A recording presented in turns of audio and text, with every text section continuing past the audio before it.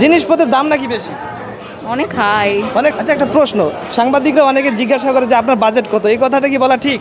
প্রিয় দর্শক, সবাইকে আমন্ত্রণ। আমরা রয়েছি কুষ্টিয়া জেলা পরিষদ সুপার মার্কেটে। এখানে আমার একজন আপু রয়েছেন। আপনি আসেন, কোনো সমস্যা নেই, আসেন আসেন আসেন আসেন। না, কি আপনার ফ্রেন্ড? জি, আমার ফ্রেন্ড। আচ্ছা, শপিং করতে আসছেন নাকি ঘুরতে?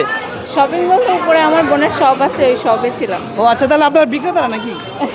ওরকমই। আচ্ছা, সব মিলে সার্বিক পরিস্থিতি কেমন? ভালো? জি, আলহামদুলিল্লাহ অনেক ভালো। জিনিসপত্রের দাম নাকি বেশি? অনেক হাই। অনেক হাই। তাহলে কি একটু মিনিমাইজ করে দেওয়া উচিত না? মিনিমাইজ করা এখন যার যার পার্সোনাল ব্যাপার। এখন ওনাদের দোকান বাইরে থেকে নিয়ে আসছে, ওনাদের সেল করতে হবে, এই জন্য হয়তো বা বেশি রেট রাখছে। আপনি কি সবই কমপ্লিট? হ্যাঁ, আমার ঈদের সব কি কিনছেন? ড্রেস, জুতা, মানে লাইক কসমেটিক সব কিছু। আচ্ছা, একটা প্রশ্ন, সাংবাদিকরা অনেকে জিজ্ঞাসা করে যে আপনার বাজেট কত, এই কথাটা কি বলা ঠিক? না, এটা বলা ঠিক না। আপনার কি মনে হয়? এটা বলা ঠিক না। বলা ঠিক না?